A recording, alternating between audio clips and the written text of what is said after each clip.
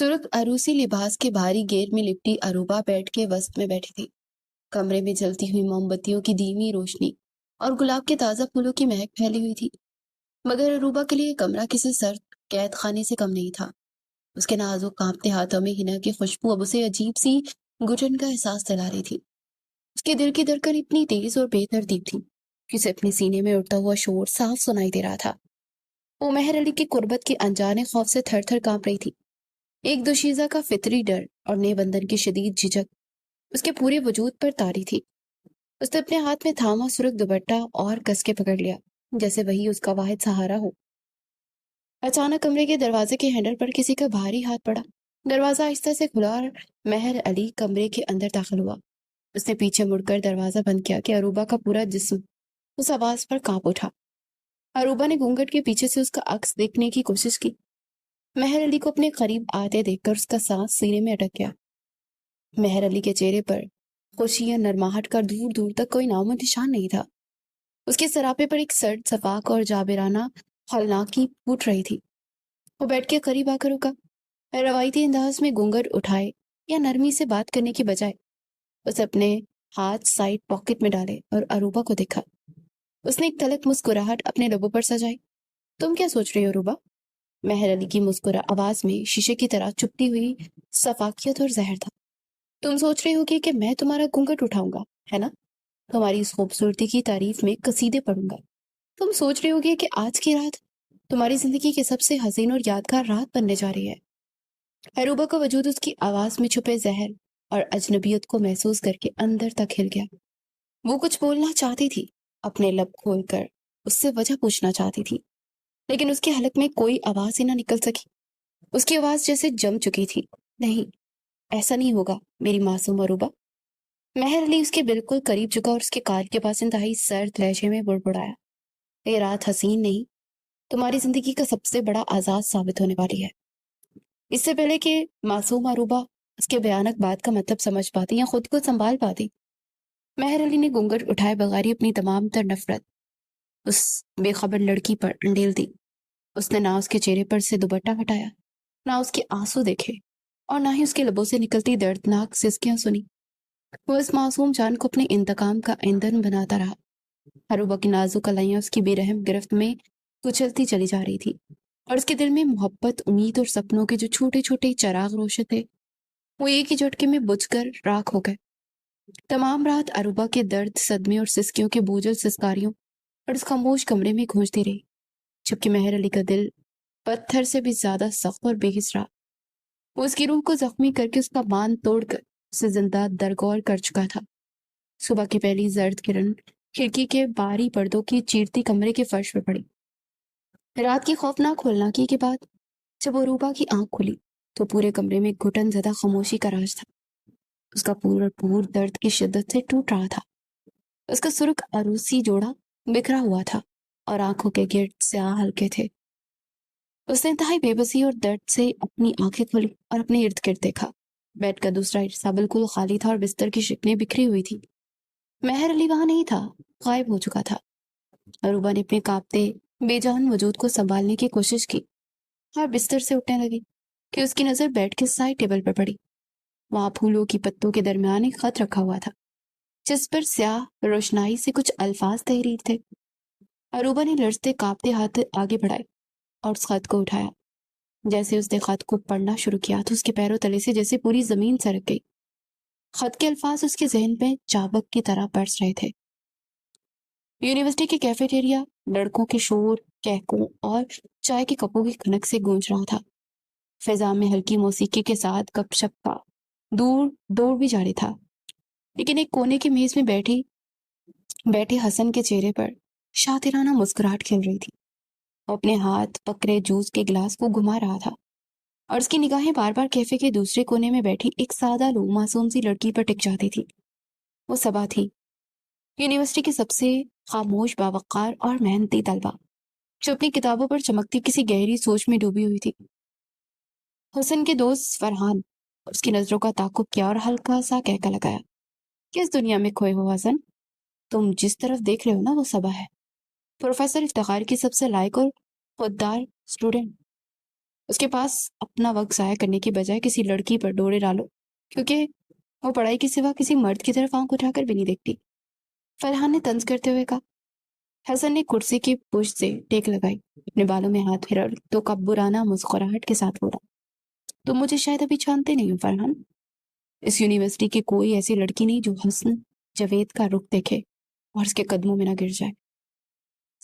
صبا کی خودداری صرف تب تک ہے جب تک میں اس پر توجہ نہیں دی۔ فرحان نے شاطر انداز میں نوٹوں کو ایک گڈی میز پر رکھی۔ باتیں بنانا بہت آسان ہے، صبا ایک الگ مٹی کی بنی ہوئی ہے، وہ اپنے اکلوتے بھائی کے علاوہ کسی مرد کی عزت بھی نہیں کرتی۔ اگر تم نے 2 ہفتوں سے اسے پیار کے جال میں پھنسا کر دکھا دیا تو یہ پیسہ تمہارا، ورنہ تم ہار مان لو گے۔ حسن کی آنکھوں میں ہوس اور انا کی ایک بھیانک چمک ابھری۔ اس نے نوٹوں پر ہاتھ رکھتے ہوئے کہا، صرف 2 ہفتے؟ فرحان تم دیکھتے جاؤ، وہ معصوم چڑیا میرے لیے دن رات روئے گی، مجھ سے محبت کی بھیک مانگے گی، اور جب وہ میرے پیار کے سحر میں مکمل طور پر گرفتار ہو جائے گی، میں اسے یوں چھوڑ دوں گا جیسے بائیں ہاتھ کا میل دھوتے ہیں۔ اس نے منحوس شرط کے ساتھ اسے ایک معصوم اور پاکیزہ لڑکی کی بربادی کا سفر شروع کر دیا۔ آنے والے دن صبا کے لیے بظاہر حسین مگر در حقیقت زہریلے ثابت ہوئے۔ حسن نے اپنے تمام تر شاطرانہ ہتھ کنڈے استعمال کرنا شروع کر دیے تھے، کبھی لائبریری میں اس کے پسندیدہ کتابیں تلاش کرنے کے بہانے، کبھی اس کے راستے میں گلاب کی پتیاں چھوڑنے کے روپ میں، اور کبھی اپنے بظاہر تنہا اور درد پڑے ماضی کو جھوٹا دکھرا رو کر۔ صبا جو دنیا کی چلاکیوں، فریب اور منافقت سے بالکل بے خبر تھی، آہستہ آہستہ حسن کی میٹھی باتوں اور جھوٹے ہمدردانہ رویے کے جال میں الجھتی چلی گئی۔ ایک شام یونیورسٹی کے ویران لان میں حسن نے صبا کا راستہ روکا۔ اس کی آنکھوں میں آنکھیں ڈال کر انتہائی درد بھرے لہجے میں کہا، صبا، میں نے کبھی نہیں سوچا تھا کہ مجھے کسی سے اس حد تک محبت ہو جائے گی۔ تم میری روح میں بس چکی ہو، اگر تم مجھے نہ ملی تو میں جیتے جی مر جاؤں گا۔ صبا کا دل اس اعتراف پر تیزی سے دھڑکنے لگا۔ اس سے شرماتے ہوئے اپنی نظریں جھکاری اور کانپتی آواز میں بولی، حسن، میں اپنے بھائی سے کبھی کوئی بات نہیں چھپاتی، وہ میرے لیے باپ کی طرح ہے۔ اگر آپ کے دل میں میرے لیے واقعی سچے جذبات ہیں تو اپنے والدین کو میرے گھر بھیجیں، اس طرح چھپ چھپ کر ملنا مجھے زیب نہیں دیتا۔ حسن نے جھوٹی تڑپ کا مظاہرہ کرتے صبا کے دونوں ہاتھ اپنے ہاتھ میں تھام لیے۔ صبا، تم پر تو میں اپنی پوری زندگی وارنے کو تیار ہوں، بس چند ہفتے اور، جیسے میرا نیا بزنس سیٹ ہو جاتا ہے میں خود تمہارے بھائی کے پاس رشتہ لے کر آؤں گا، تو میری عزت ہو، میری کائنات ہو۔ صبا اس کے پرفیکٹ الفاظ کے سحر میں اتنی اندھی ہو گئی کہ اس نے حسن کو اپنا محرم، اپنا محافظ اور اپنی دنیا مان لیا۔ حسن نے اس کے سچے جذبات، اس کے اندھے اعتبار اور اس کی پاکیزگی کا بھرپور فائدہ اٹھایا۔ اسے صبا کے مان کو تار تار کر دیا، اور جب اس کی شرط کا وقت پورا ہو گیا، اس کی انا کی تسکین ہو گئی، تو اس نے ایک ہی جھٹکے میں اپنا اصل بھیانک روپ دکھا دیا۔ مسلسل صبا اسے فون کرتی رہی، لیکن حسن اس کے نمبر کو بلاک کر دیا تھا۔ وہ دن رات اس کی منتیں کرتی، لیکن حسن یونیورسٹی میں اسے دیکھ کر منہ پھیر لیتا۔ آخرکار ایک دن صبا نے ہمت کر کے حسن کو ایک راہداری میں ہی روک لیا۔ حسن، تم میرے ساتھ ایسا کیوں کر رہے ہو؟ صبا کی آنکھوں میں آنسو کی جھری لگی ہوئی تھی، اس کی آواز میں ایک گہرا درد تھا۔ تم نے تو مجھ سے شادی کے وعدے کیے تھے نا، تم نے کہا تھا تو تم میرے گھر رشتہ بھیجو گے۔ میں کسی کو منہ دکھانے کے قابل نہیں رہی ہوں حسن، میری دنیا برباد ہو جائے گی، مجھے اس طرح تنہا مت چھوڑو۔ حسن نے اسے انتہائی سرد، بےحس اور تحقیر امیز نگاہوں سے دیکھا اور اپنے دوستوں کے سامنے اونچی آواز میں کہکا لگایا، کون سی شادی صبا؟ کس دنیا میں جی رہی ہو تم؟ میں تو بس اپنے دوستوں سے ایک شرط جی رہا تھا، تم جیسی بے وقوف، جذباتی اور جلدی باتوں میں آنے والی لڑکی کو حسن جاوید اپنی دلہن بنائے گا؟ کبھی نہیں۔ آئندہ میرے راستے میں آنے کی غلطی مت کرنا، ورنہ تمہاری اس بے نام نہاد شرافت کا جو بھی جنازہ بچا ہے نا، پورے کالج کے سامنے نکال دوں گا۔ راہداری میں موجود تمام طلبہ کا کہکا صبا کے گانوں میں ایک گرم لوہے کی طرح اترا۔ اس کا دل، اس کا مان، اس کی عزت اور اس کا غرور ایک ہی لمحے میں پاش پاش ہو کر بکھر گیا۔ صبا ذلت اور صدمے سے نڈال روتی اپنے گھر پہنچی۔ اس کے وجود میں اب جینے کی کوئی رمق باقی نہیں رہی تھی۔ اس کی آنکھوں کے سامنے اپنے اکلوتے بھائی کا چہرہ گھوم رہا تھا، جو کہ اپنی بہن کو شہزادیوں کی طرح رکھتا تھا اور اس کی ایک مسکراہٹ کے لیے اپنی جان تک وارنے کو تیار تھا۔ میں اپنے بھائی کا سر فخر سے بلند دیکھنا چاہتی تھی، مگر میں برباد ہو گئی تو اس کا سامنا کیسے کروں گی؟ صبا نے سسکتے اپنے کمرے کا دروازہ اندر سے بند کر دیا اس کی آنکھوں میں خون کے آنسو بہ رہے تھے۔ اس نے کاپی کا ایک صفحہ نکالا اور اس پر کانپتے ہاتھوں سے حسن کا فریب، اس کی شرط اور اپنی بربادی کی پوری داستان تحریر کر دی۔ رات کے سنسان اندھیرے میں ذلت کے اس بوجھ سے آزاد ہونے کے لیے صبا نے اپنی جان لے لی۔ کچھ گھنٹوں بعد جب اس کا بھائی کام سے واپس لوٹا، اس نے صبا کا کمرے کا دروازہ بجایا تو اندر سے کوئی جواب نہ آیا۔ اس کے دل کسی انہونی کے خوف سے بیٹھ گیا۔ اسے زوردار دھکا دے کر دروازہ توڑا تو سامنے کا منظر دیکھ کر اس کے پاؤں تلے سے زمین نکل گئی۔ صبا فرش پر بے جان پڑی تھی۔ اس کے لبوں سے نیلا جھاگ نکل رہا تھا۔ اس کے پاس وہی خط بکھرا تھا اور اس کے بھائی کی دردناک چیخ سے پورا مکان گونج اٹھا۔ وہ اپنی معصوم نادان بہن کی لاش سے لپٹ گیا اور زاروں کے تار رویا۔ صبا، میری بچی آنکھیں کھولو، اپنے بھائی کو دیکھو، میں تمہارے بغیر کیسے جیوں گا صبا۔ لیکن صبا ہمیشہ کے لیے خاموش ہو چکی تھی۔ اسے جب اپنی بہن کے بے جان ہاتھوں میں خط نکال کر پڑا تو اس کا غم ایک ہی لمحے میں ہولناک، بھیانک اور جنونی انتقام کی آگ میں بدل گیا۔ اس کی سرخ آنکھوں سے خون کے آنسو جاری تھے۔ اس کا جسم سے کانپ رہا تھا۔ حسن جاوید، اس کے بھائی نے صبا کے سر پر ہاتھ رکھ کر قسم کھائی۔ میں قسم کھاتا ہوں، جیسے تو نے میری بہن کی سانسیں چھینی ہے، میں تیری اور تیرے خاندان کی زندگی سے ہر خوشی چھین لوں گا۔ تجھے اور تیرے خون کو دوزخ کی آگ میں نہ جلایا تو میرا نام مہر علی نہیں۔ صبا کی موت اور مہر علی کے جنون کی خبر جنگل کی آگ کی طرح پھیل گئی۔ حسن کو جب پتا چلا کہ مہر علی اس کی جان لینے کے لیے اسے پاگلوں کی طرح ڈھونڈ رہا ہے تو اس کے ہاتھ پاؤں پھول گئے۔ خوف اس کے حواسوں پر چھا گیا۔ وہ مجھے مار ڈالے گا فرحان، وہ پاگل ہو چکا ہے۔ حسن نے گھبراہٹ میں اپنے کپڑے بیگز میں ٹھوستے ہوئے کہا، مجھے نہیں معلوم کہ وہ لڑکی اتنی بزدل نکلے گی۔ میں اس ملک میں ایک منٹ بھی نہیں رہ سکتا۔ حسن نے اپنے والد کی غیر موجودگی کا فائدہ اٹھایا، راتوں رات اپنا پاسپورٹ اور رقم سنبھالی اور ملک چھوڑ کر بیرون ملک بھاگ گیا۔ جب مہر علی حسن کے گھر پہنچا تو اسے معلوم ہوا کہ حسن جا چکا ہے۔ مہر علی کے چہرے پر ایک زہریلی سی مسکراہٹ ابھری۔ اس نے اپنے غصے اور اشتعال کو اپنے اندر دفن کر لیا اور ایک طوفانی خاموشی اختیار کر لی۔ تم بھاگ گئے حسن؟ مہر علی نے حسن کے خالی گھر کو گھورتے ہوئے سوچا، لیکن تم اپنا خاندان تو ساتھ لے کر نہیں جا سکے نا؟ تمہارے والدین، تمہاری جائیداد اور تمہاری سگی بہن اروبا۔ جو درد، جو ذلت میری بہن نے سہی ہے نا، وہی درد اب تمہاری بہن بھی بھگتے گی۔ تیرے گناہوں کی قیمت تیری معصوم بہن ادا کرے گی۔ مہر علی نے حسن کے خاندان کے بارے میں تمام معلومات اکٹھی کرنا شروع کر دی۔ اسے معلوم ہوا کہ حسن کی بہن اروبا ایک انتہائی شریف، سادہ طبیعت اور گھر سے باہر نہ نکلنے والی معصوم لڑکی ہے۔ اس کے والدین جاوید اور سدرا اپنی بیٹی کے لیے کسی باصلاحیت، شریف اور خاندانی لڑکے کی تلاش میں تھے۔ مہر علی نے اپنے خاندانی پس منظر، اپنے کاروباری رتبے اور اپنی تمام تر صلاحیتوں کو ایک جادوئی جال کی شکل دے دی۔ اس نے جاوید کے بزنس کے معاملات میں ان کی مدد کرنے کے بہانے ان سے قربت بڑھائی۔ اپنی بہترین بول چال، شائستہ اخلاق، سادگی اور بظاہر مذہبی شرمیلی طبیعت کے باعث اس نے بہت جلد جاوید کا دل جیت لیا۔ ایک شام جاوید کے گھر کے شاندار ڈرائنگ روم میں مہر علی بیٹھا تھا۔ جاوید اور سدرا اس کی شخصیت سے بے حد متاثر نظر آ رہے تھے۔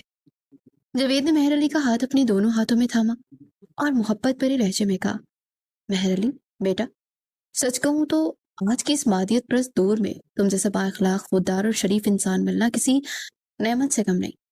تم نے جس طرح میرے بزنس کو نقصان سے بچایا، میں تمہارا خلوص دیکھ کر ششر رہ گیا تھا۔ کاش ہر باپ کو تم جیسا بیٹا نصیب ہو۔ مہر علی نے انتہائی عاجزی سے اپنی نظریں جھکائی، جیسے وہ شرما رہا ہو۔ انکل، یہ تو آپ کی اور آنٹی کی محبت ہے، میں تو بس ایک سیدھا سا انسان ہوں جو محنت، شرافت اور سچائی پر یقین رکھتا ہے۔ میرے نزدیک رشتوں عزت سے بڑھ کر دنیا میں کوئی چیز نہیں ہے۔ سدرا نے مسکراتے ہوئے چائے کی ٹرے میز پر رکھی اور بولی، بیٹا تمہاری باتیں سن کر دل کو بہت ٹھنڈک ملتی ہے۔ ہماری بیٹی اروپا بھی بالکل تم جیسی ہی خاموش، شریف اور سیدھی طبیعت کی مالک لڑکی تھی۔ مہر علی نے موقع غنیمت جانا۔ اس کی آنکھوں میں ایک اندرونی تاریک چمک ابھری، لیکن اس کے لبوں پر انتہائی مؤدبانہ مسکراہٹ تھی۔ انکل، اگر آپ اور آنٹی برا نہ مانے تو میں ایک بات کہنا چاہتا ہوں۔ میں کافی عرصے سے ایک سچے اور خاندانی رشتے کی تلاش میں تھا۔ اگر آپ مناسب سمجھے تو میں اروبا کا ہاتھ اپنے لیے مانگنا چاہتا ہوں۔ میں وعدہ کرتا ہوں کہ اسے کبھی کسی چیز کی کمی نہیں ہونے دوں گا، اسے اپنی پلکوں پر بٹھا کر رکھوں گا۔ جاوید اور سدرا نے ایک دوسرے کی طرف دیکھا۔ ان کی آنکھوں میں خوشی کے آنسو چمکنے لگے۔ ہمیں اپنی بیٹی کے لیے تم سے بہتر انسان اس پوری دنیا میں نہیں مل سکتا مہر علی۔ جاوید نے جذباتی ہو کر مہر علی کو گلے سے لگا لیا۔ ہمیں یہ رشتہ بڑی خوشی سے منظور ہے۔ مہر علی نے جاوید کی پیٹھ پر ہاتھ رکھا، لیکن اس کے چہرے پر ایک خوفناک سرد مسکراہٹ ابھری۔ وہ اندر ہی اندر اپنے شکار کی طرف بڑھ رہا تھا۔ دوسرے کمرے کے پردے کے پیچھے کھڑی اروبا نے جب یہ باتیں سنی تو اس کا معصوم چہرہ شرم سے گلابی ہو گیا۔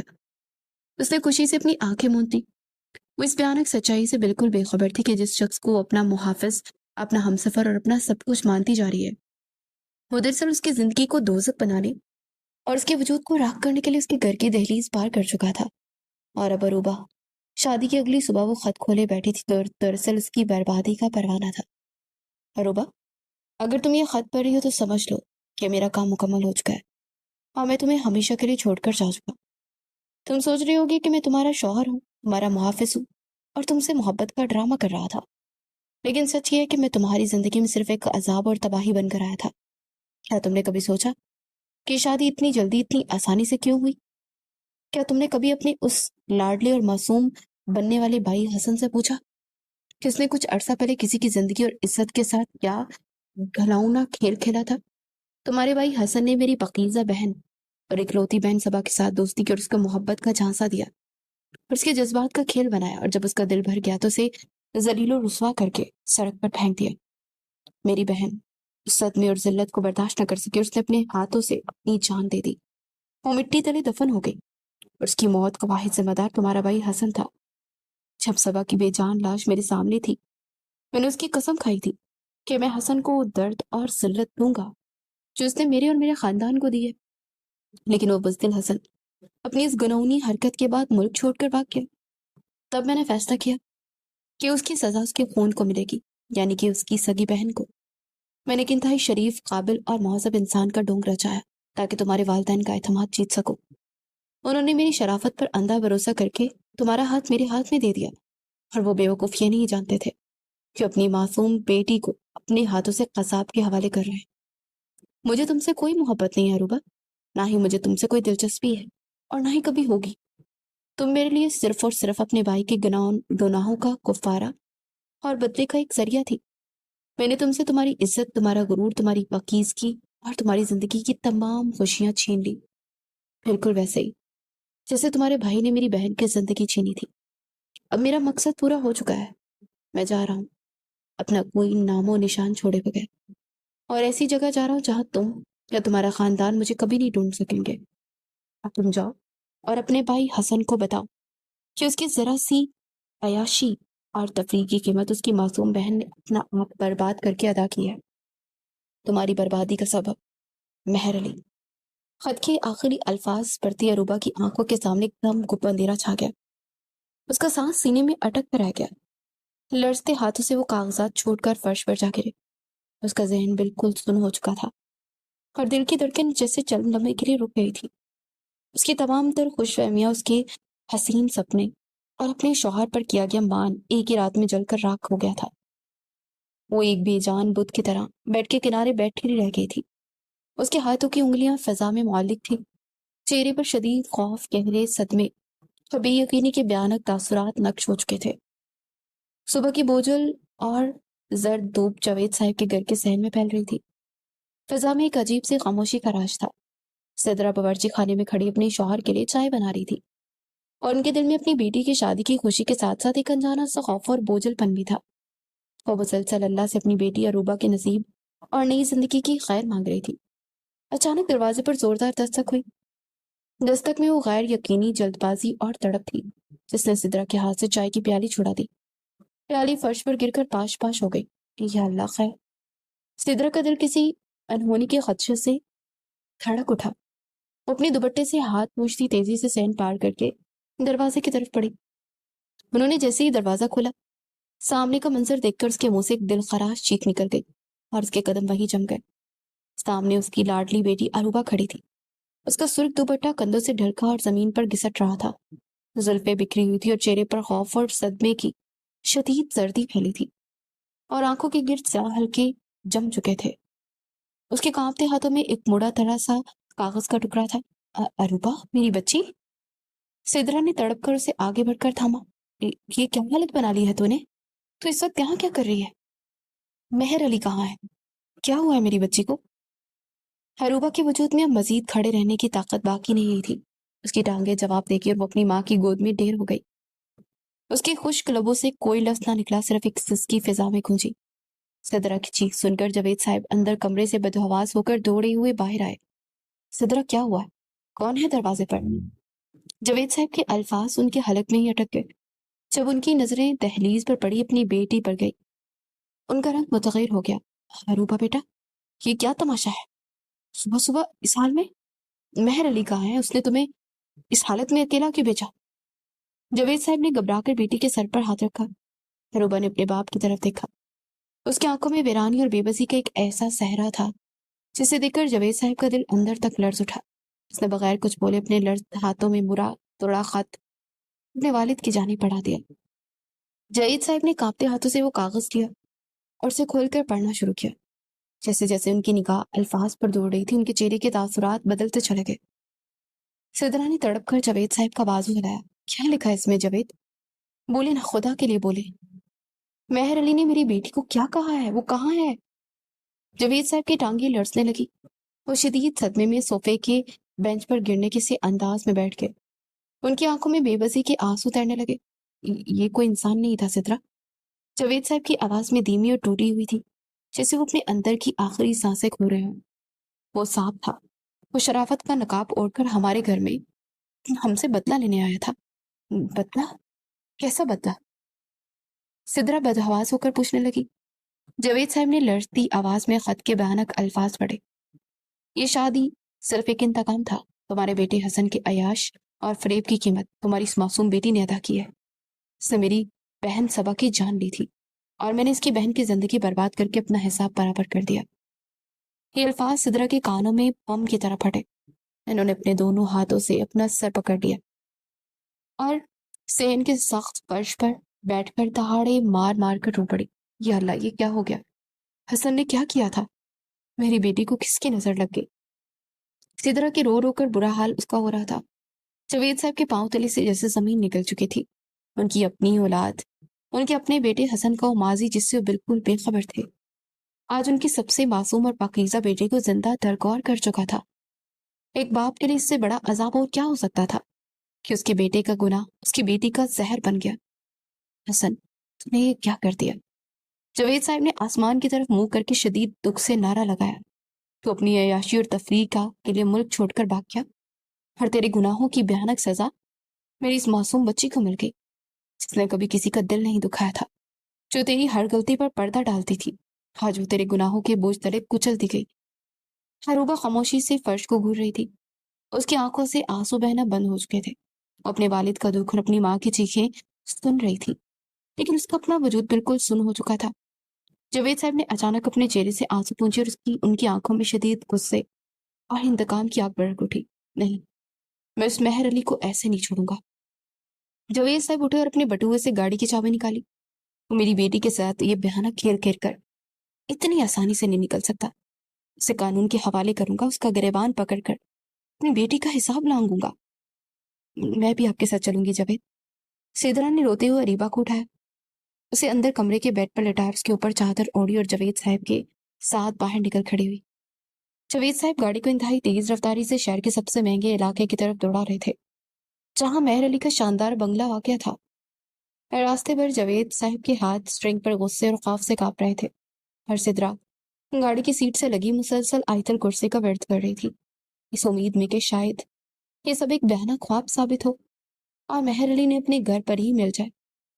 کچھ ہی دیر میں ان کی گاڑی مہر علی کی کوٹھی کے باہر آ کر رکی، لیکن وہاں کا منظر دیکھ کر ان دونوں کے حواس باختہ ہو گئے۔ گیٹ پر تالا لٹک رہا تھا، تمام کھڑکیاں اور پردے گرائے گئے تھے، اور پورے بنگلے میں ایک پرسرار سی خاموشی چھائی ہوئی تھی۔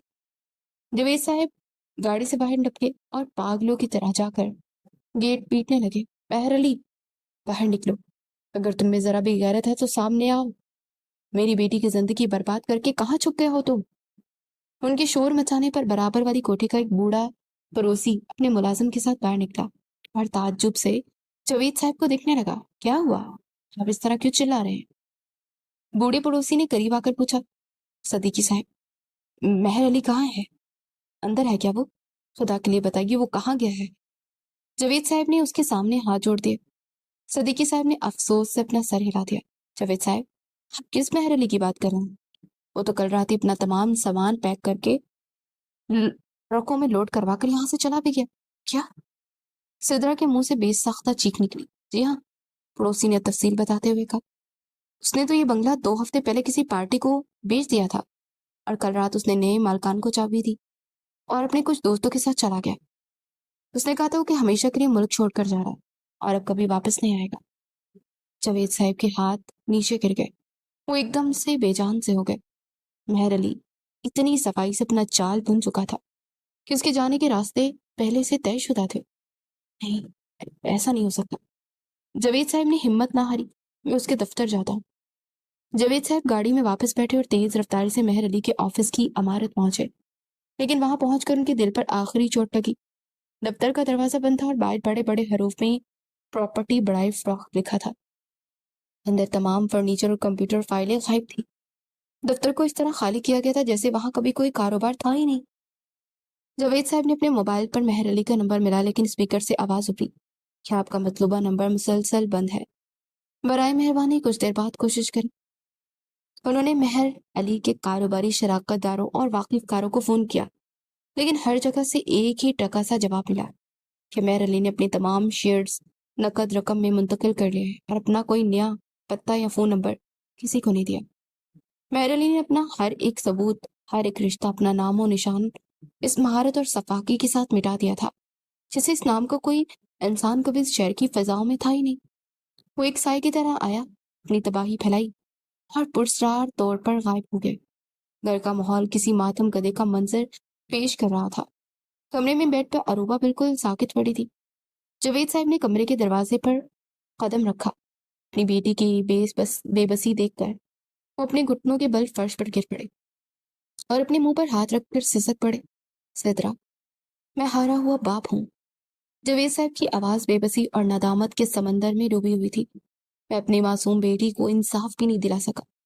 وہ درندہ غائب ہو چکا ہے اور میں اسے کہیں ڈھونڈ نہیں سکا، اور اس کی سب سے بڑی وجہ یہ ہے کہ اس کا مجرم میرا اپنا خون ہے، میرا اپنا بیٹا حسن۔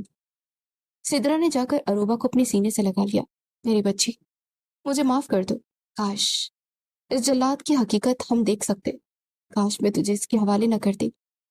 عروبہ نے بس ایک ٹھنڈی طویل آہ بھری اور اپنے والد کے ٹوٹے وجود کے ساتھ کی طرف دیکھا تھا۔ مہر علی کے اچانک غائب ہو جانے کے کئی ہفتے بیت چکے تھے، لیکن جاوید صاحب کے گھر کا ماتم ختم ہونے میں نہیں آیا تھا۔ گھر کے ہر کونے میں نا امیدی، صدمے اور بوجھل پن کی دھند چھائی ہوئی تھی۔ عروبہ جو کبھی ہنستی مسکراتی گھر کو چہچہاتی والی گڑیا تھی، اب ایک چلتی پھرتی لاش بن چکی تھی۔ نہ اسے کھانے پینے کا ہوش تھا، نہ ہی اپنی صحت کی کوئی پرواہ۔ پھر اچانک ایک دن صبح عروبہ کی طبیعت شدید بگڑ گئی۔ اسے زبردست متلی ہوئی اور شدید چکر آنے کے بعد وہ واش روم کے پاس ہی بے ہوش ہو کر گر پڑی۔ عروبہ، میری بچی۔ سدرا کی نظر جیسے ہی فرش پر پڑی بے ہوش بیٹی پر گئی تو ان کے ہاتھ سے برتن چھوٹ گئے۔ وہ تڑپ کر اس کے پاس پہنچی، اس کے چہرے پر پانی کے چھینٹے مارنے لگی، مگر عروبہ کے وجود میں کوئی حرکت نہ ہوئی۔ جاوید صاحب بھی روحان سے ہو کر دوڑتے آئے اور فوراً اپنے خاندانی لیڈی ڈاکٹر نائلہ کو فون کر کے بلا لیا۔ کچھ ہی دیر میں ڈاکٹر نائلہ اپنے میڈیکل بیگ کے ساتھ کمرے میں داخل ہوئی۔ انہوں نے عروبہ کا تفصیلی معائنہ کیا، اس کا بلڈ پریشر چیک کیا اور نبض پر ہاتھ رکھ کر گہری سوچ میں ڈوب گئی۔ جیسے ہی ڈاکٹر نائلہ کمرے سے باہر نکلی، سدرا نے آگے بڑھ کر ان کا ہاتھ تھام لیا۔ ڈاکٹر صاحبہ، میری بیٹی کو کیا ہوا ہے؟ وہ اتنی کمزور کیوں ہو گئی ہے؟ کیا اس کی طبیعت بہت زیادہ خراب ہے؟ سدرا کی آواز میں تشویش تھی۔ ڈاکٹر نائلہ نے سدرا کے کندھے پر ہاتھ رکھا اور مدھم آواز میں بولی، سدرا بیگم، گھبرانے کی بالکل ضرورت نہیں ہے۔ عروبہ کی طبیعت کسی بیماری کی وجہ سے نہیں بگڑی، مبارک ہو، وہ حاملہ ہے، 2 ماہ کے حمل سے۔ یہ الفاظ سنتے سدرا کے پیروں تلے سے زمین نکل گئی۔ جاوید صاحب جو پاس ہی کھڑے تھے، یوں محسوس ہوا جیسے ان کے سر پر آسمانی بجلی گری ہو۔ خوشی کا ایک لمحہ بھی ان کے چہرے پر نہ ابھرا، بلکہ دونوں کے چہروں کی رنگت پیلی پڑ گئی۔ حاملہ؟ سدرا کے لبوں سے بس ایک لفظ نکلا۔ ان کی آنکھوں کے سامنے مہر علی کا بھیانک اور صفاق چہرہ گھوم گیا، جس نے ان کی بیٹی کو دوزخ میں دھکیلا تھا۔ ڈاکٹر نائلہ اس کے رویے پر تھوڑی حیران ہوئی۔ جی سدرا بیگم، بس اسے شدید ذہنی تناؤ اور غذائی کمی ہے۔ میں کچھ ادویات اور ڈائٹ پلان لکھ کر دے رہی ہوں، اس کا خاص خیال رکھیں۔ اسے کسی کسی کم کا صدمہ یا ذہنی بوجھ نہیں ملنا چاہیے۔ ڈاکٹر کے جانے کے بعد جاوید صاحب اور صدرہ کمرے میں داخل ہوئے۔ بیڈ پر لیٹی اروبا نے جب اپنی ماں باپ کے زرد پریشان چہروں کو دیکھا تو وہ سمجھ گئی کہ سچائی ان کے سامنے آ چکی ہے۔ وہ خاموشی سے بستر پر لیٹی اپنی آنسو بہاتی رہی۔ اسی رات لاؤنج میں صدرہ اور جاوید صاحب آمنے سامنے بیٹھے، دونوں کے چہروں پر گہری تشویش اور غم کی لکیریں تحریر تھی۔ جاوید، صدرہ نے کانپتی آواز میں بات شروع کی، ہم اب کیا کریں گے؟ یہ بچہ، یہ تو اس درندے کی نشانی ہے اور اس مہر کا خون ہے جس نے ہماری ہستی کھیلتی بیٹی کی زندگی راکھ کر دی ہے۔ میں اس حرام خور کے عکس کو اپنی بیٹی کے ساتھ جڑنے نہیں دیکھ سکتی۔ جاوید صاحب نے اپنے چہرے کے دونوں ہاتھوں میں چھپا لیا اور ایک گہری آہ بھری۔ صدرہ، اگر یہ بچہ اس دنیا میں آگے تو ہماری اروبا کی زندگی ہمیشہ کے لیے تاریک ہو جائے گی۔ وہ کبھی اس صدمے سے نکل ہی نہیں سکے گی۔ کوئی عزت دار انسان، کوئی خاندانی مرد اس بچی کو اپنانے کے لیے تیار ہی نہیں ہوگا اگر اس کے ساتھ ایک بچہ بھی ہوگا۔ آپ بالکل ٹھیک کہہ رہے ہیں جاوید، صدرہ نے فیصلہ کن لہجے میں کہا۔ اروبا بھی بہت چھوٹی ہے، اس کی پوری زندگی آگے پڑی ہے، ہم اس کا یہ حمل ضائع کروا دیتے ہیں۔ وقت گزرنے کے ساتھ ہماری بیٹی سب کچھ بھول جائے گی۔ جاوید صاحب نے اس بات میں سر ہلایا۔ ہاں صدرہ، یہی ایک راستہ ہے۔ کل ہی ہم ڈاکٹر نائلہ کے پاس جائیں گے اور اس ابورشن کا بندوبست کریں گے۔ یہ قدم اروبا کے مستقبل کے لیے ضروری ہے۔ لیکن وہ دونوں اس بات سے بے خبر تھے کہ کمرے کے ادھ کھلے دروازے کی اوٹ میں کھڑی اروبا ان کی ایک ایک بات سن رہی تھی۔ ان کے الفاظ اروبا کے دل میں خنجر کی طرح اثر کر رہے تھے۔ اگلی صبح جاوید صاحب اور صدرہ اروبا کے کمرے میں داخل ہوئے۔ ان کے چہرے پر سختی اور فکر مندی کا ملا جلا تاثر تھا۔ صدرہ نے بیڈ کے قریب بیٹھ کر اروبا کے بکھرے ہوئے بالوں کو محبت سے سنوارا اور بولی، اروبا بیٹا، جو کچھ ہوا وہ ایک بیانہ خواب تھا اور ہم چاہتے ہیں کہ تو اس خواب سے باہر نکل آئے۔ ہم نے تیرے بابا کے ساتھ مل کر ایک فیصلہ کیا ہے۔ اروبا نے اپنی سوجی ہوئی آنکھوں سے اپنی ماں کو دیکھا۔ وہ جانتی تھی کہ کیا بات ہونے والی ہے۔ جاوید صاحب نے آگے بڑھ کر کہا، بیٹا، ہم جانتے کہ یہ تیرے لیے کتنا مشکل ہے، لیکن یہ بچہ، یہ اس انسان کی نشانی ہے جس نے ہمیں تباہ کیا۔ ہم نہیں چاہتے کہ اس کی وجہ سے تیری آنے والی زندگی بھی برباد ہو۔ ہم نے ڈاکٹر سے بات کر لی ہے، ہم اس بچے کو ضائع کروا رہے ہیں تاکہ تو ایک نئی شروعات کر سکے، کسی اچھے مرد کے ساتھ ایک نیا گھر بسا سکے اور اپنی خوشیاں واپس حاصل کر سکے۔ اروبا کے وجود میں ایک دم سے زلزلہ سا گیا۔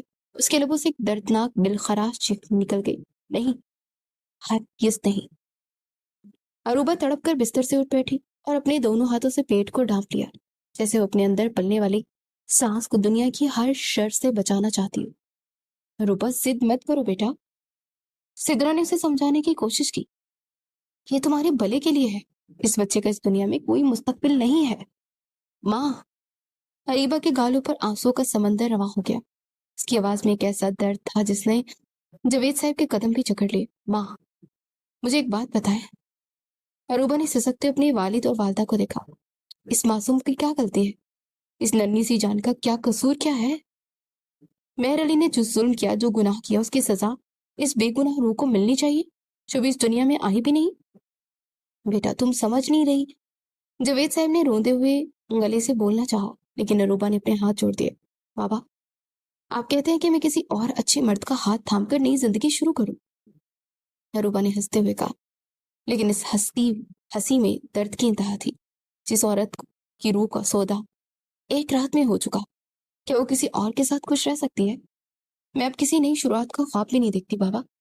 میری زندگی کا واحد مقصد، میرا واحد امید اور میری سانسوں کا واحد سہارا یہی بچہ ہے۔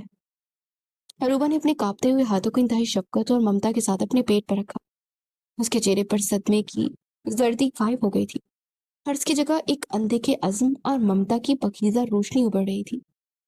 اس بچے کے باپ نے مجھے نفرت دی، مجھے دھوکہ دیا اور مجھے جیتے جی مار دیا، لیکن میں اپنے بچے کو صرف اور صرف محبت دوں گی۔ میں اسے اس دنیا میں لاؤں گی بابا، میں دن رات محنت کروں گی، اس کی بہترین پرورش کروں گی، اسے ایک اچھا انسان بناؤں گی۔ یہ میری زندگی کی نئی کرن ہے، یہ وہ چراغ ہے جو میری ویران تاریک زندگی کو روشن کرے گا۔ صدرہ روتے ہوئے اپنی بیٹی کی یہ تڑپ اور ممتا کی شدت دیکھ کر شرشر رہ گئی۔ جاوید صاحب کے پاس بھی کہنے کو کوئی الفاظ نہیں تھے۔ وقت کا پنچھی اپنے پیر پھیلا کر اڑتا رہا اور دیکھتے دیکھتے 2 طویل سال گزر گئے۔ ان 2 سالوں میں موسم بدلے، رات اور دن رات بدلے، مگر جاوید صاحب کے گھر کا ماحول نہ بدل سکا، تاہم اس تاریک اور خاموش گھر کے صحن میں اب ایک ننھا وجود چمک رہا تھا۔ زاویار، 2 سال کا خوبصورت گول مٹول اور معصوم زاویار، جس کی بڑی بڑی سیاہ چمکدار آنکھیں اور گنگریالے بالوں میں قدرت کا کوئی خاص شاہکار جھلکتا تھا۔ زاویار اپنی طوطی زبان میں کچھ بڑبڑاتے ہوئے گاڑیوں کو فرش پر دہرا رہا تھا۔ اس کے معصوم کہکوں کی آواز صحن میں گونج رہی تھی۔ پاس ہی لکڑی کے تخت پر اروبا بیٹھی تھی۔ 2 سال کے عرصے نے اروبا کو اندر سے بالکل بدل کر رکھ دیا تھا۔ وہ محض 22-23 سال کی عمر میں ایک ایسی عورت بن چکی تھی جس کے چہرے سے تمام تر شادابی اور زندگی کی رونقیں رخصت ہو چکی تھی۔ اس نے دنیا، رشتہ داروں اور محلے داروں سے اپنا ناتا توڑ لیا تھا۔ وہ کسی قیمت میں نہیں جاتی اور نہ ہی کسی سے ملتی جلتی۔ اس کے کائنات کا مرکز اور محور صرف اور صرف اس کا بیٹا زاویار تھا۔ اروبا کی نظریں مسلسل زاویار کے ہر ایک قدم، ہر ایک مسکراہٹ کا تعاقب کر رہی تھی۔ جب بھی زاویار گرتا یا کھلکھلاتا، اروبا کو مرجھائے ہوئے لبوں پر ایک مسکراہٹ تیر جاتی۔ یہ وہی واحد لمحات تھے جب وہ اس کے وجود میں زندگی کی کوئی رمق نظر نہیں آئی تھی۔ سدرا باورچی خانے میں گرم دودھ کا پیالہ لے کر باہر آئی۔ انہوں نے صحن میں ناچتے کودتے زاویار کو دیکھا اور پھر تخت پر خاموش بیٹھی اپنی بیٹی کی طرف دیکھا۔ سدرا کا دل خون کے آنسو رو اٹھا۔ سدرا نے دودھ کا پیالہ میز پر رکھا اور اروبا کے پاس تخت پر بیٹھ کے اس کے کندھے پر شفقت سے ہاتھ رکھا۔ اروبا بیٹا، سدرا کی آواز میں ممتا کا گہرا درد تھا۔ آخر کب تک تو اس طرح خاموشی کے کھول میں بندی رہے گی؟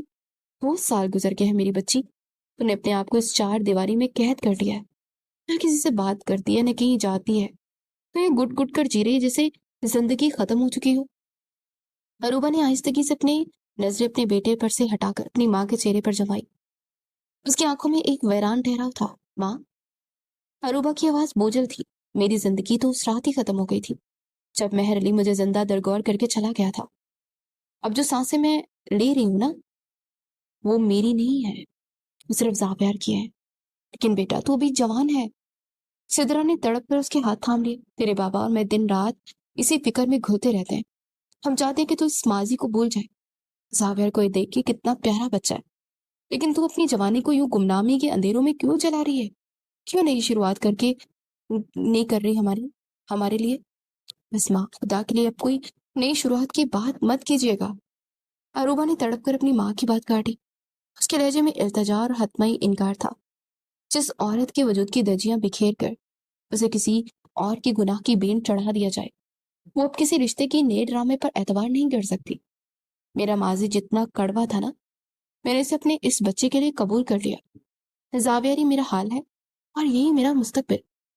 زاویر کھیلتے کھیلتے ڈگمگاتے قدموں سے اروبا کی طرف بڑھا اور اپنے ننھے نازک ہاتھ اروبا کے گھٹنے پر رکھ کر اوپر دیکھنے لگا۔ ماما، زاویر نے توتلی آواز میں پکارا اور اپنے کھلونے کی طرف اشارہ کیا۔ اروبا نے فوراً سے جھک کر زاویر کو اٹھا کر اپنے سینے سے لگا لیا۔ اس نے اپنے بیٹے کی وہ گود میں سر رکھا اور اس کے ننھے ہاتھوں کو چومنے لگی۔ زاویر کی پاکیزہ خوشبو، اس کا لمس اروبا کے اندر اٹھنے والے درد کے طوفانوں پر مرہم رکھنے لگا۔ سدرا نے ایک حسرت بری نظر اپنی بیٹی اور نواسے پر ڈالی، اپنی آنکھوں میں بہتے آنسو پونچھے اور خاموشی سے اندر کمرے کی جانب بڑھ گئی۔ اگلی دوپہر کا وقت تھا جب اچانک گھر کے گیٹ پر ایک دستک ہوئی۔ دستک اتنی ہلکی تھی جیسے باہر کھڑا شخص اندر آنے کی ہمت نہ رکھتا۔ جاوید صاحب نے اخبار سائٹ پر رکھا، اینک اتاری اور تھوڑے تعجب سے اٹھے۔ انہوں نے جیسے ہی دروازہ کھولا، سامنے کھڑے شخص کو دیکھ کر ان کے جسم کا پورا خون جیسے جم گیا۔ سامنے مہر علی کھڑا تھا، مگر یہ وہ مہر علی نہیں تھا جو 2 سال پہلے غرور، تکبر اور انتقام کی آگ کی بینٹ میں جلتا ہوا آیا تھا۔ اس کے چہرے کی رنگت زرد تھی، آنکھوں کے گرد گہرے سیاہ ہلکے بال بکھرے ہوئے۔ جاوید صاحب کی آنکھوں میں غصہ، نفرت اور اشتعال کا طوفان امڑ آیا۔ ان کے ہاتھ کی مٹھیاں کس گئی۔ تم؟ جاوید صاحب کی آواز غصے سے کانپنے لگی۔ انہوں نے آگے بڑھ کر مہر علی کا گریبان جکڑ لیا۔ تمہاری اتنی ہمت کہ تم دوبارہ اس گھر کی دہلیز پر قدم رکھو؟ تم نے میری بیٹی کی زندگی برباد کر دی، اسے جیتے جی مار دیا، اور اب یہاں کیا کرنے آئے ہو؟ نکل جاؤ یہاں سے، ورنہ میں آج تمہاری جان لے لوں گا۔ جاوید صاحب نے اسے زوردار دھکا دیا، مگر مہر نے کوئی دفاع نہ کیا۔ وہ ایک بے جان پتھر کی طرح پیچھے ہٹا اور جاوید صاحب کے سامنے اپنے دونوں ہاتھ جوڑ دیے۔ اس کی آنکھوں سے برسات کی طرح آنسو بہنے لگے۔ शोर सुनकर सिदरा बावर्ची खाने से दौड़ती हुई बाहर निकली और जैसे ही उनकी नजर मेहर अली पर पड़ी, उनके मुंह से नारा निकल गया, जावेद, इस कातिल को बाहर निकालो, इस जालिम को पुलिस के हवाले करो। शोर की आवाजें कमरे तक पहुंची। अरूबा ने घबरा कर सोए हुए जावियार पर चादर उड़ाई और तेजी से बाहर सहन में आई, लेकिन जैसे ही उसकी नजर दहलीज पर खड़े मेहर अली पर पड़ी, अरूबा के कदम वहीं जम गए। 2 साल, 2 साल के तवील, दर्दनाक और सिसकते हुए अरसे के बाद वो इंसान उसके सामने खड़ा था, जिसने उसके तमाम ख्वाबों को, उसकी इज्जत और उसकी पाकीज़गी को अपने पांव तले रोंद डाला था। अरूबा का पूरा वजूद शदीद खौफ और सदमे से कांपने लगा। उसके पुराने जख्म फिर से खुल गए और उनसे दर्द का खून रसने लगा। मेहर अली ने जब अरूबा को देखा तो उसकी मुरझाई सूरत, उसकी बेनूर आंखें और उसकी उजड़ी हालत को देखा तो मेहर अली के अंदर का बचा खचा गुरूर भी पाश पाश हो गया। वो जवेद साहब, सिदरा और अरूबा के सामने तड़प कर घुटनों के बल फर्श पर गिर पड़ा। उसका सर जवेद साहब के कदमों के करीब था और वो जारों के तार बच्चों की तरह रो रहा था। मुझे माफ कर दे अंकल, मुझे माफ कर दे आंटी। मेहर अली की आवाज शदीद सिसकी और गम में डूबी थी। मैं मुजरिम हूँ, मैं इस दुनिया का सबसे बड़ा गुनाहगार हूँ। जवेद साहब ने नफरत से अपना पांव पीछे खींचा। माफी? किस बात की माफी मेहर अली? जो जिंदगी तुमने मेरी मासूम बेटी से छीन ली, क्या तुम वो वापस ला सकते हो? जो जिल्लत तुमने हमें दी, क्या उसका मदावा मुमकिन है? मेहर अली ने घुटनों के बल घसीटते अरूबा की तरफ रुख किया। अरूबा के कदमों के पास पहुंचा और अपने कांपते हाथ जोड़कर अरूबा के जूते के पास रख दिया। अरूबा। मेहर अली की आंखों में आंसुओं का समंदर बह रहा था। उसका गला रोंद चुका था। मैंने तुम्हें सजा दी अरूबा, इस गुनाह की सजा जो तुमने कभी किया ही नहीं था। तुम्हारे भाई हसन ने मेरी बहन सबा के साथ जुल्म किया था और मैंने अंतर इंतकाम में तुम जैसी मासूम और पकीज़ा लड़की की रूह को जख्मी कर दिया। अरूबा खामोश खड़ी थी। उसका रंग पीला पड़ चुका था और उसके गालों पर आंसू की लकीरें बन रही थी। मेहर अली ने सिसकते अपना सर झुका लिया और बोला, लेकिन अरूबा, अल्लाह की कसम, जब से मैंने तुम्हें इस दर्द और सिसकियों की हालत में छोड़कर गया हूं, मैं एक दिन, एक घंटा, एक लम्हा भी सुकून से नहीं गुजारा। इंतकाम की जिस आग में मैंने तुम्हें जलाकर राख कर दिया, उसने मुझे खुद अंदर से राख कर दिया। सिदरा ने नफरत से मुंह फेरा, मगर मेहर अली मुसलसल तड़प रहा था। मैं जहां भी गया, मुझे रात को तुम्हारी चीखें, तुम्हारी सिसकियां सुनाई देती। मुझे यूं लगता जैसे जैसे मैंने दुनिया का सबसे बड़ा भयानक जुर्म कर दिया है। मैं रोज जिया और रोज मरा। अरूबा, मैंने खुद को तुम्हारे पास आने से रोकने की बहुत कोशिश की, लेकिन मेरा पछतावा, मेरी शर्मिंदगी और मेरा जमीर मुझे घसीटते हुए वापस तुम्हारी दहलीज पर ले आया। मैं तुम्हारा मुजरिम हूँ अरूबा। तुम मुझे जो सजा देना चाहो दे दो, मुझे कत्ल कर दो, लेकिन मुझे माफ कर दो। मैं इस दोजख से निकल जाना चाहता हूँ। अरूबा, जो इतने सालों से अपने अंदर का दर्द छुपाए खामोश बैठी थी, मेहर अली के यूं कदमों में गिरकर तड़पने और पछतावे पर अपने जब्त का तमाम बंदर तोड़ बैठी। वो शिद्दत से रो पड़ी। उसकी रूह का दर्द चीखों की सूरत से बाहर निकलने लगा। वो खामोश और बेबस लड़की, जो 2 साल से पत्थर की हो चुकी थी, आज अपने सामने अपने जालिम को इस तरह गिड़गिड़ाते देख अंदर तक हिल कर रह गई। पूरे सहन में मेहर अली की इल्तिजा की आवाजें और अरूबा के रोने की दिलखराश चीखें गूंज रही थी, जबकि जावेद साहब और सिदरा खामोशी और बोझल दिल के साथ उस पछतावे का भयानक मंजर दिख रहे थे। सहन में फैले शोर ने अंदर सोए हुए नन्हे जावियार की नींद खराब कर दी और 2 साला जावियार अपनी नींद से बोझल सुर्ख आंखों को नन्हे हाथों से मलता डगमगाते कदमों से बाहर सहन में निकल आया। उसके हाथ में उसकी पसंदीदा नीली प्लास्टिक की गाड़ी थी। मम्मा। जावेर की मासूम तोतली जुबान ने सहन के भयानक और बोझल खामोशी को अचानक छेड़ दिया। मेहर अली, जो अरूबा के कदमों में सर झुकाए रो रहा था, उसने चौंक कर अपना सर उठाया। उसकी सुर्ख आंखों से भीगी निगाहें उस मासूम बच्चे पर जा टिकी। मेहर अली की सांसें एकदम सीने में अटक गई। वो मबहूत होकर फटी फटी आंखों से उस बच्चे को देखने लगा। बच्चे की चमकदार सी आंखें, उसकी पेशानी की सख्त, सर पर गिरती गुंगरियाली जुल्फें, ये सब बिल्कुल मेहर अली का अपना अक्स थी। यूं लगता था जैसे मेहर अली के अपने बचपन की कोई तस्वीर जिंदा होकर उसके सामने आ खड़ी हो। ये ये बच्चा? मेहर अली के लब शदीद लड़ से, उसकी आवाज में गहरा सदमा और बेयकीनी थी। ये कौन है अरूबा? अरूबा ने अपने आंसू पूंछे और आगे बढ़कर जावियार को अपनी गोद में उठा लिया। उसने अपने बच्चे के सर पर शफकत से हाथ रखा और मेहर अली को ऐसी निगाहों से देखा जिसमें गहरा दर्द, तलखी और एक माँ का गुरूर शामिल था। ये जावियार है मेहर अली। अरूबा की आवाज में एक अजीब सा इस्तकलाल और कड़वाहट थी। ये तुम्हारा बेटा है, तुम्हारी और नफरत انتقام اور صفاقی کی زندہ نشانی، جس تم شادی کی پہلی رات ہی زندہ درگور کر کے بے سہارا چھوڑ کر بھاگ گئے تھے۔ یہ الفاظ مہر علی کے دل پر بجلی بن کر گرے۔ اس کا پورا وجود شدید زلزلے کی زد میں آ گیا۔ میرا بیٹا؟ مہر علی نے صدمے سے اپنے ہاتھ اپنے سر پر رکھ لیے۔ میں باپ بن چکا ہوں؟ ہاں، تم باپ بن چکے ہو۔ اریبہ کے لہجے میں سب سے رکے آنسو بھر آئے۔ جب تم مجھے دوزخ کی آگ میں دھکیل کر اپنا کوئی نام و نشان چھوڑے بغیر غائب ہو گئے تھے تو مجھے معلوم ہوا کہ میں حاملہ ہوں۔ میرے والدین چاہتے تھے کہ میں اس بچے کو ضائع کروا دوں کیونکہ یہ تمہارا خون تھا، اس انسان کی نشانی جس نے ہمیں برباد کیا، لیکن میں نے اس معصوم کی جان بچائی۔ میں نے 2 سال تک لوگوں کے طعنے سہے، تنہائی کی زہریلی زندگی گزاری اور اپنے اس بیٹے کو تم سے دور اکیلے پال کر بڑا کیا۔ مہر علی کا صدمہ اور شرمندگی اب حدود سے تجاوز کر چکی تھی۔ اس نے جس خاندان کو برباد کرنے کی قسم کھائی تھی، اس خاندان کی آغوش میں اس کا اپنا خون پل رہا تھا۔ اس کا اپنا بیٹا باپ کی چھاؤں سے محروم ہو کر بڑا ہو رہا تھا۔ اپنی ہی نظروں میں اتنا حقیر اور ذلیل کبھی محسوس نہیں ہوا تھا۔ خدایا! مہر علی نے زاروں کی طرح روتے اپنے لرزتے ہاتھ زاویہ کی طرف بڑھائے۔ زاویہ، میرے بچے، مجھے معاف کر دو۔ میں کتنا بھیانک، کتنا سفاک اور غلیظ انسان ہوں کہ میں نے اپنے ہی بیٹے کو خود سے اتنی دور کر دیا۔ میں نے اپنے ہی خون کو بے گھر اور بے سہارا چھوڑ دیا۔ مہر علی شدت ندامت سے فرش پر اپنا سر ٹکائے تڑپنے لگا، جبکہ ننھا زاویہ اپنی ماں کے سینے سے لگا حیرت اور معصومیت سے اس روتے ہوئے شخص کو دیکھ رہا تھا، بالکل بے خبر کہ یہی اس کا باپ ہے۔ اسے اتنے میں گھر کے مین گیٹ کھلا اور ایک شخص دہلیز پار کر کے اندر داخل ہوا۔ وہ حسن تھا، بیرون ملک سے کئی سال بعد واپس لوٹنے والا حسن۔ اس کا چہرہ زرد، آنکھیں اندر کو دنسی اور وجود پر گہرے پچھتاوے کے سائے تحریر تھے۔ اس کے ہاتھ میں ایک سفری بیگ تھا جو کہ صحن کے منظر کو دیکھتے اس کے ہاتھ سے چھوٹ کر فرش پر جا گرا۔ حسن نے صحن کا بھیانک منظر دیکھا تو اس کے والدین جوید صاحب اور سترہ شدید غمگین کھڑے تھے۔ اس کی بہن عروبہ گود میں بچہ لیے رو رہی تھی اور ایک شخص زمین پر گھٹنوں کے بل بیٹھا التجا کر رہا تھا۔ جب حسن کی نگاہیں زمین پر بیٹھے شخص کے چہرے پر پڑی تو اس کے پیروں تلے سے زمین نکل گئی۔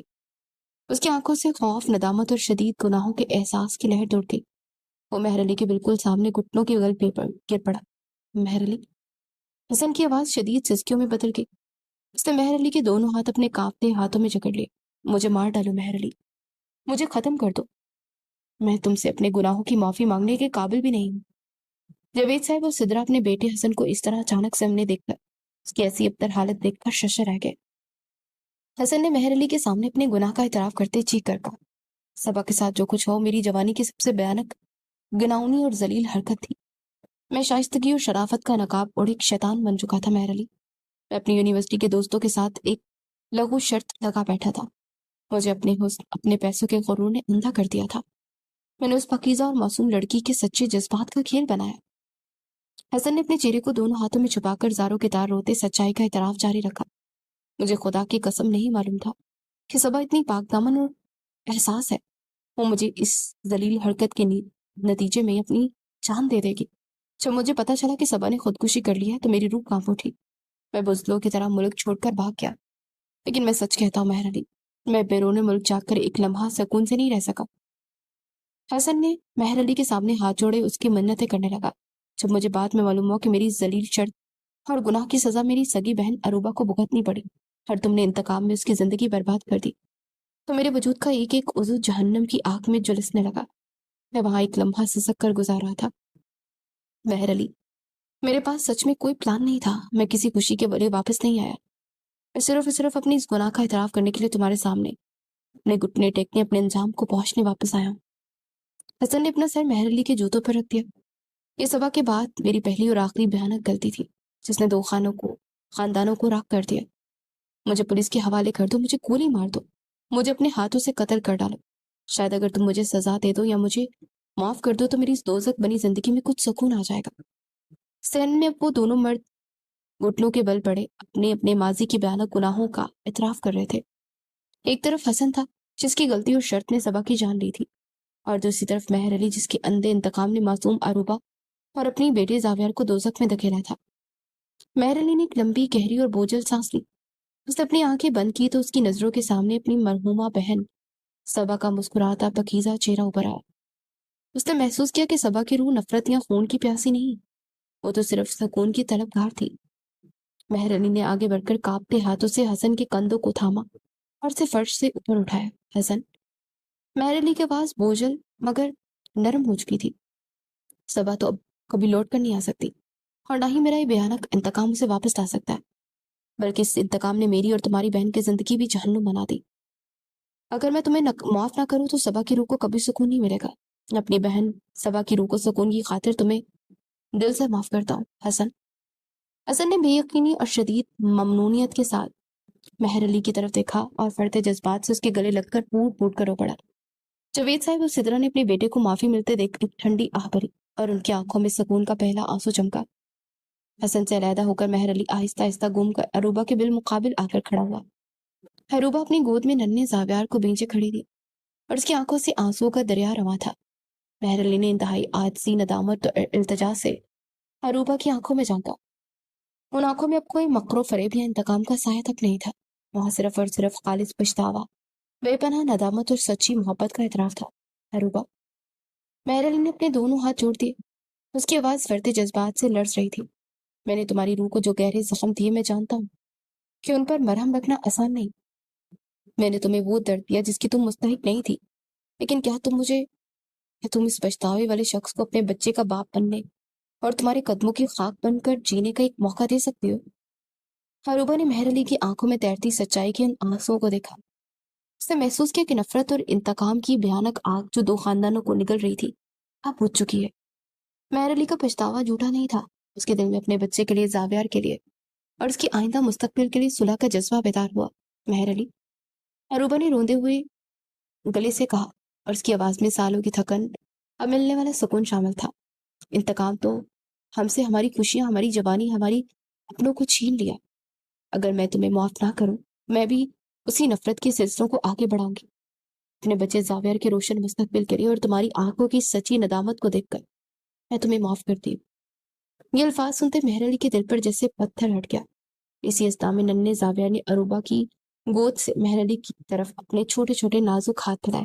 بابا، زاویار نے اپنی معصوم توتلی زبان میں پہلی بار مہر علی کو پکارا۔ مہر علی کی آنکھوں سے خوشی کے بے شمار آنسو جھلک پڑے۔ اس نے آگے بڑھ کر تڑپتے زاویار کو اروبا کی گود سے اپنی آغوش میں لیا اور اس کا پورا چہرہ اس کے ننھے ہاتھ اور اس کے پیشانی کو چومنے لگا۔ زاویار نے مہر علی کی گردن میں اپنے ننھے بازو ڈال دیے اور کھلکھلا کر ہنس پڑا۔ مہر علی نے اپنا ایک بازو زاویار کو میں بھیجا اور دوسرے بازو سے آگے بڑھ کر اروبا کو اپنے ساتھ ملا لیا۔ اس نے بیوی اپنے بیٹے کو ایک ساتھ اپنے سینے سے لگایا۔ زاویار ان دونوں کے درمیان محبت کا ایک مضبوط اور نہ ٹوٹنے والا پل بن چکا تھا، جس نے سالوں کے بکھرے رشتوں کو پھر سے جوڑ دیا تھا۔ سدرا اور جاوید صاحب نے آگے بڑھ کر اپنی بیٹی اور داماد اور نواسے کو سر پر شفقت سے ہاتھ رکھا۔ حسن نے دور کھڑے ان کے ہاتھ اٹھائے اپنے رب کا شکر ادا کیا۔ سین پر چھائی ہوئی تاریکی اور غم کے بادل چھٹ چکے تھے اور ان کی جگہ محبت، معافی اور امید کی ایک نئی روشن صبح نمودار ہو رہی تھی۔ سالوں کا درد، نفرت کی بھیانک طریقے اور انتقام کا زہر بالآخر معافی کی مرہم اور سچے پیار کی روشنی میں بدل کر ہمیشہ کے لیے ختم ہو چکا تھا۔